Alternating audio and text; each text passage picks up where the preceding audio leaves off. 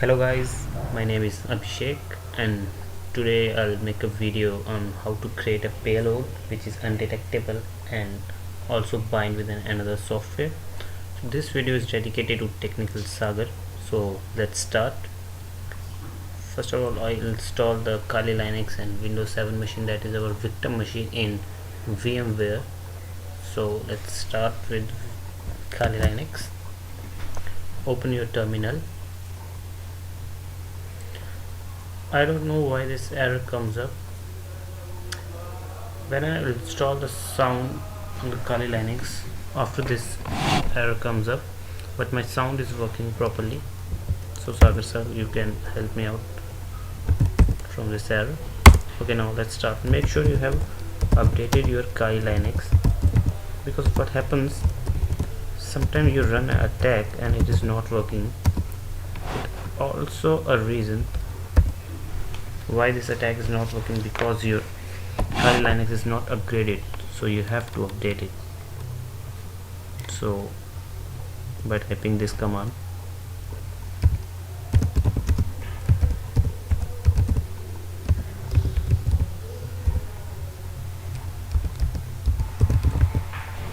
so this is the command you have to run to update your Kali Linux. It will take a lot of time depending upon your system and internet speed, so you have to type this command. You can type separately, but as you wish. So after this you have to install the Whale. So you need to type get install Whale. I already installed this, so I do not want to install this. It will take a lot of time, again depending upon your system and internet speed. So now after you installing, there are a lot of packages in between Whale, so you have to install all the packages like Wine and Python, and followed by all positive answers, that is y, and after this you have to type Whale Vision and enter.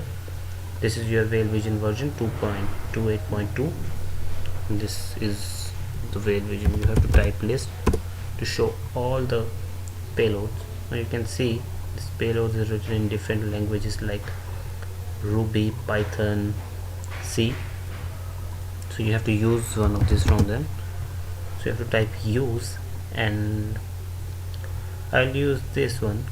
It looks good. Just copy and paste it. Type the enter. Now you have to set this y.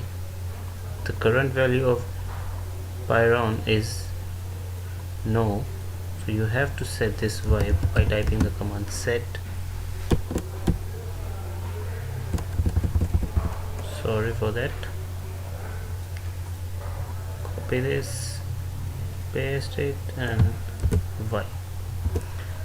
So now by typing info, you can see this is enabled. Now you have to type help.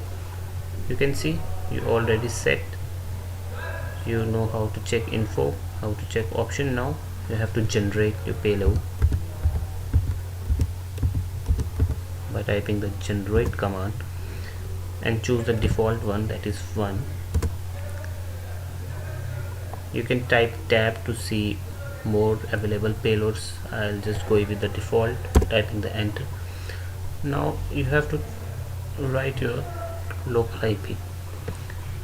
Now from here I'll talk in Hindi so that most people understand about the concept of local IP and global IP. Actually होता क्या है कि अगर हमें कोई भी internal hack perform करना है तो हमें अपनी लोकल आईपी का इस्तेमाल करना होगा, कि जो लोकली कनेक्टेड, और अगर हमें outside the network hack use करना है तो हमें ग्लोबल आईपी का इस्तेमाल करना पड़ेगा। तो ग्लोबल आईपी आप जाके देख सकते हैं अपने ब्राउज़र में whatismyip.com। सो वो आपको आपकी ग्लोबल आईपी बता देगा। तो अगर ग्लोबल आईपी आप यूज़ कर रहे हैं तो आपको पोर्ट फॉरवर्डिंग वगैरह भी करनी पड़ेगी, बट अगर आप लोकली यूज़ कर रहे हैं, जो कि एक प्रैक्टिकल रीज़न हो सकता है लोकली यूज़ करने का, तो आप सिंपली लोकली यूज़ करें। तो अपनी लोकल आईपी देखने के लिए आप ifconfig में जाएं और यहाँ ईथरनेट से देख सकते हैं आप, ये मेरी लोकल आईपी है। तो आप शायद समझ ही गए होंगे लोकल आईपी और ग्लोबल आईपी का कंसेप्ट। ग्लोबल आईपी जो हमें बाहर की दुनिया से कनेक्ट करती है और लोकल आईपी जो हमें लोकली कनेक्ट करती है। उसके बाद हमें पोर्ट देना पड़ेगा। पोर्ट आप समझ लें कि एक रास्ता, एक डोर जहाँ से ये मैसेज जाएगा। हम इसके साथ कोई भी एक्स्ट्रा ऑप्शन नहीं जोड़ना चाहते हैं, तो हम एंटर टाइप करेंगे। अब ये जनरेट कर रहा है हमारे पेलोड को या शेल कोड को, डिपेंड करता है आपके सिस्टम की स्पीड पे, और यहाँ पे इसने जनरेट कर दिया। तो हम इसका नाम रख देते हैं टेक सागर, एंटर कर देते हैं और दोबारा हम डिफ़ॉल्ट ऑप्शन के साथ जाएंगे। एग्जीक्यूटेबल बनाना चाहते हैं हम इसको, अब ये इसको एग्जीक्यूटेबल बनाएगा, तो हम इसको बंद कर देते हैं। यहाँ से हम जो पेलोड बनाए 100% तो डिटेक्टेबल नहीं होता है, बट सम केसेस में काम करता है, जो कि एक सिंपल पेलोड से अच्छा होता है। आप देख सकते हैं आपका पेलोड बन चुका है और वो सेव्ड है इस लोकेशन पे। तो आप यहाँ से भी जा सकते हैं और कमांड से भी जा सकते हैं। यहाँ से अगर मैं आपको धीरे धीरे समझाऊँ कहाँ पे ये फाइल सेव होगी, तो आपको पहले वेयर में जाना होगा, जो कि आपका सी बोल सकते हैं आप इसको, वेयर में, उसके बाद LIB में, उसके बाद यहाँ पे वेल सर्च कर दीजिए, आपको मिल जाएगा। उसके बाद आप आउटपुट्स में जा सकते हैं, कंपाइल में जाएंगे आप, और यहाँ देख सकते हैं आपका पेलोड जो एग्जीक्यूटेबल फाइल बन चुकी है। आप इसको कट कर दीजिए और डेस्कटॉप पे रख दीजिए सिंपलिसिटी के लिए, ठीक है। उसके बाद आप इसको रिटर्न कर दीजिए और एग्जिट कर दीजिए, ठीक है। तो क्लियर कर लेते हैं। अब आपको लिखना पड़ेगा एक MSF CONORE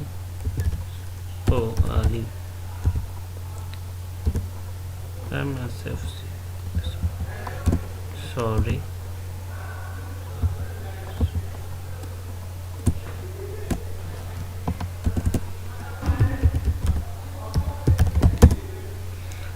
ठीक है। तो जब तक ये खुल रहा है तब तक आप एज्यूम कर लीजिए। अब आपको अगर बाइंड करना है तो हम बाइंड, आप 2 मिनट के लिए एज्यूम कर लीजिए कि ये आपकी विक्टिम मशीन नहीं है, ये आप ही की मशीन है। तो आप अब इसको हमने क्योंकि बाइंड करना है, हमारा पेलोड तो तैयार है, अब हम सिर्फ इसको बाइंड करना चाहते हैं, तो उसके लिए हमें विंडोज़ का इस्तेमाल करना पड़ेगा। मैं किसी भी थर्ड पार्टी सॉफ्टवेयर का यूज़ नहीं कर रहा हूँ, एक विंडो का अपना ही सॉफ्टवेयर होता है, उसको मैं यूज़ करूँगा। तो कॉपी कर लेते हैं, इसको यहाँ पेस्ट कर लेते हैं, इसको कट कर लेते हैं, इसको यहाँ पेस्ट कर लेते हैं, ठीक है। ये पेस्ट हो गया हमारे विंडोज़ 7 में। आप एज्यूम कर लीजिए कि ये इस टाइम आपका विक्टिम मशीन नहीं है, ये आप ही का मशीन है। एक बार आप मैं इसको दिखा दूं कि ये पेलोड किस तरह से अनडिटेक्टेबल है। स्कैन में जाएंगे हम, कस्टम स्कैन कर लीजिए, इतना टाइम नहीं है हमारे पास, तो हम जाएंगे यूज़र्स में, जाएंगे अभी में जाएंगे और डेस्कटॉप पे जाएंगे, डेस्कटॉप होल स्कैन करेंगे। आप देख सकते हैं इसने डिटेक्ट नहीं किया है।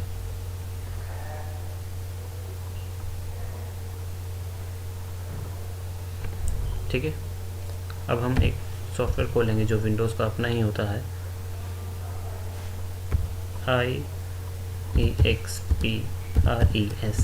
iExpress, जो कि हेल्प करता है हमारा वाइंड करने में। तो एक तो हमने इसको वाइंड करना ही है, और दूसरा हम चाहते हैं कि हम इसको वाइंड कर दें, जो कि हमारा काम आता है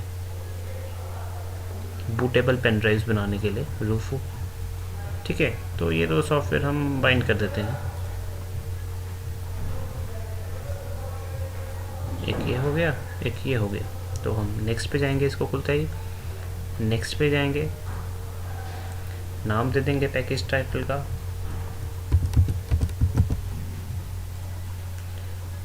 नो कर देंगे, नेक्स्ट कर देंगे। हम लाइसेंस एग्रीमेंट नहीं दिखाना चाहते हैं, नेक्स्ट कर देंगे। हम ऐड कर देंगे फाइलें। इसके लिए हम डेस्कटॉप पे जाएंगे और एक पेलोड और एक हमारा जेन्युइन सॉफ्टवेयर। ठीक है, हम नेक्स्ट कर देंगे। अब ये पूछता है पहले किसको चलाना है, तो आप पहले अपने पेलोड को चला दीजिए। और ऐसे करने से तो ये चलेगा नहीं, ये पहला पेलोड करेगा और इसको रन नहीं करेगा। पर हम सिर्फ पेलोड रन कराना है, जो कि थोड़ा अच्छा लगे।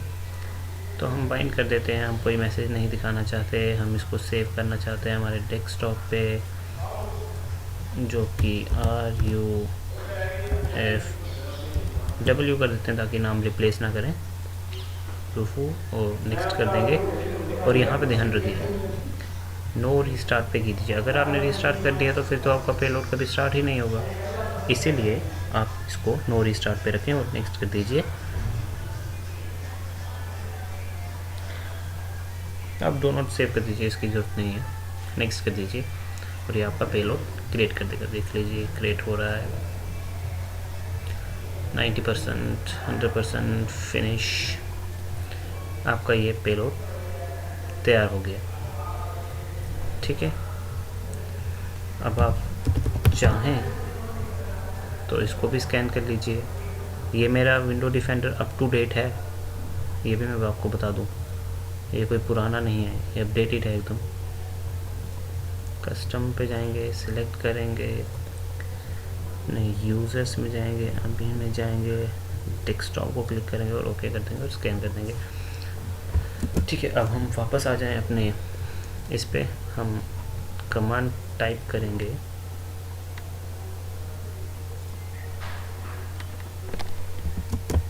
बड़ा कर लूँ स्क्रीन, यूज MULTIHANDLER,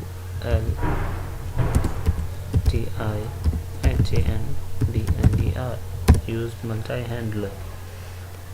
तो इस कमांड का यूज़ करेंगे। तो ठीक है, अब हमने अपना पेलोड सेट करना है।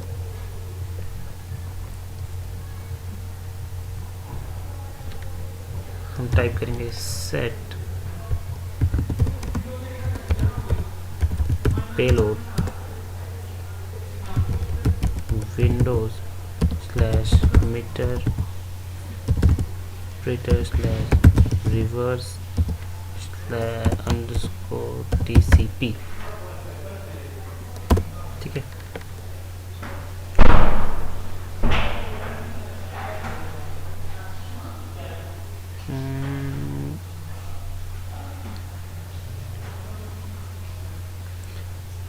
Payload RETR।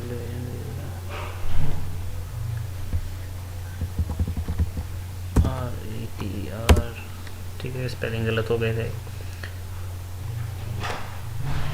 बोल के ऐसे लिखने में हो जाते हैं स्पेलिंग गलत। तो ठीक है, हमारा हो गया। हम शो ऑप्शंस में अगर जाएंगे तो देख सकते हैं ये दिखा रहा है इसके बारे में। हमारा एल होस्ट नहीं है सेट, तो हमें सेट करना पड़ेगा। सेट एल होस्ट, जो कि थी हमारी लोकल IP 241। हम एक कंफर्मेशन के लिए एल पोर्ट भी कर दें। हमने लास्ट कमांड टाइप करना है, वो कि हमारा जो होगा एक्सप्लॉइट।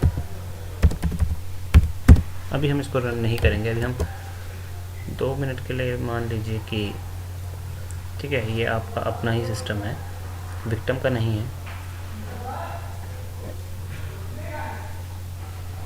ठीक है, ये फाइल है और ये फाइल है, आपने अपने ही किसी सिस्टम पे काली लाइनक्स में डाल दी। ठीक, अब हमने इस चीज़ का इस्तेमाल करना है जो कि हमारा बाइंडेड है रूफू के साथ, ठीक है। तो अब हम इसको कॉपी करेंगे और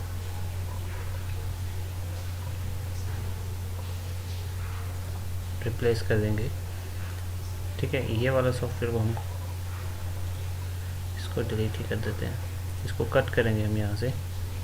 अभी आप पे सोशल इंजीनियरिंग स्किल पे है कि आप उसको विक्टिम को किस तरह से देते हैं। ये इसको भी हटा दीजिए यहाँ से, ठीक है। ये हमने दे दिया। अब हम यहाँ पे एक्सप्लॉइट को एंटर कर देते हैं ताकि वो अपना प्रोसेस शुरू कर दे,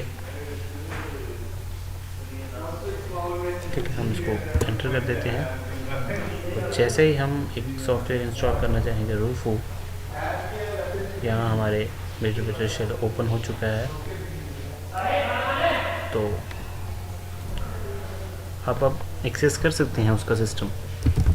अगर आप सिंपली शेल करेंगे, ये देख सकते हैं आप उसके इस लोकेशन में आ गए हैं। अगर मान लीजिए आपने डेस्कटॉप में कुछ क्रिएट करना है तो अब आपको यहाँ से वापस आना पड़ेगा क्योंकि वो पेलोड की लोकेशन पे गया है। तो यहाँ पे डेस्कटॉप पे अगर आ जाए और एक फ़ोल्डर बना के देख लेते हैं हम, MKDIR SAGAR सर के नाम से, ठीक है। तो अगर यहाँ पे ये बना होना चाहिए तो देख लीजिए ये इधर एक फ़ोल्डर तैयार हो गया, ठीक है। तो इस तरह से हम लोकली अपने नेटवर्क में हैक करते हैं। मैं जल्दी 2-4 चीज़ें बता दूँ इसके बारे में। अगर हम टास्क मैनेजर में जाएंगे तो आप देख सकते हैं कि आपका पेलोड चल रहा है, ठीक है।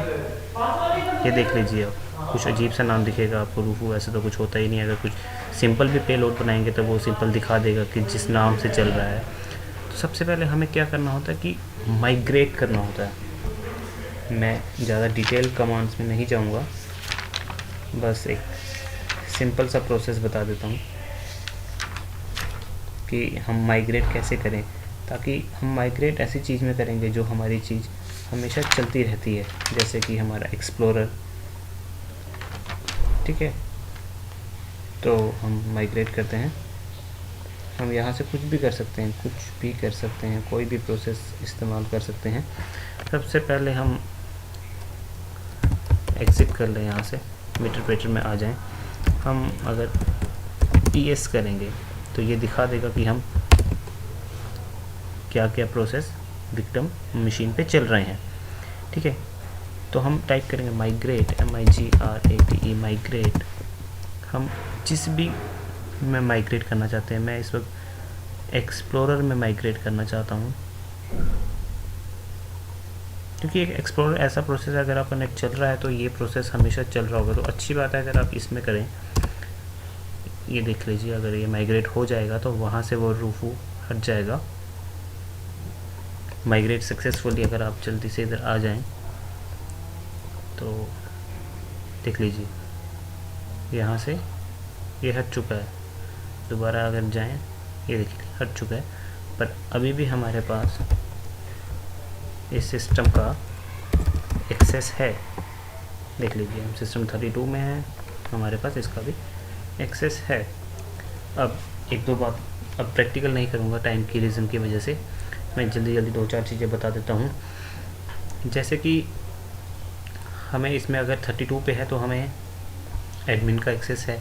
मान लीजिए कभी क्या होता है कि जो हमारे इस पे हमने अटैक किया है वो खुद ही लिमिटेड यूज़र है, तो हमें एडमिन का एक्सेस लेना है। और हमें एडमिन से भी ऊपर एक एक्सेस लेना है जो कि हमारा होता है UAC का access, that is user account control. बहुत सारे लोगों को पता नहीं होगा पर उन्होंने ज़रूर देखा होगा UAC होता गया है। तो मैं आपको दिखाऊँ UAC कहाँ पूछा जाता है। जब भी आप कोई सॉफ्टवेयर रन एज एडमिनिस्ट्रेटर करते हैं तो ये पूछता है UAC। तो हम क्या करेंगे कि UAC को ही बाईपास कर देंगे, तो ताकि हम कोई भी अटैक यहाँ से परफॉर्म करें, हमें कोई रिस्ट्रिक्शन ना हो उसके लिए। तो हम UAC का एक्सेस बाईपास करेंगे। और दूसरी चीज़, अब मान लीजिए अगर आपने किसी को कंटिन्यू अटैक करना ही है तो वो तो बंद करेगा ही अपना सिस्टम, या आप भी बंद करेंगे। तो फिर आप बार बार तो उसके सिस्टम में जाएंगे नहीं कि बार बार भाई तू क्लिक कर दे इस पेलोड पे। तो हम उसके लिए क्या करेंगे, प्रिसेप्शन क्रिएट करते हैं। प्रिसेप्शन क्या करता है कि बार बार विक्टिम मशीन से सिग्नल भेजता है। जैसे इस टाइम शेल क्रिएट करने के लिए उसने एक रिवर्स शेल भेजा था, तो वो हर एक लिमिटेड टाइम के बाद आपको मैसेज भेजता रहेगा, ताकि आप कभी भी अपने सिस्टम को कनेक्ट कर दीजिए MSF कंसोल से, तो वो हमेशा आपको सिग्नल भेजता रहेगा। तो आप उस सिस्टम को कभी भी यूज़ कर सकते हैं, या आप ऑटो रन बना दीजिए, वो और भी ज़्यादा अच्छा है। INF फाइल के साथ ऑटो रन हो जाएगा वो।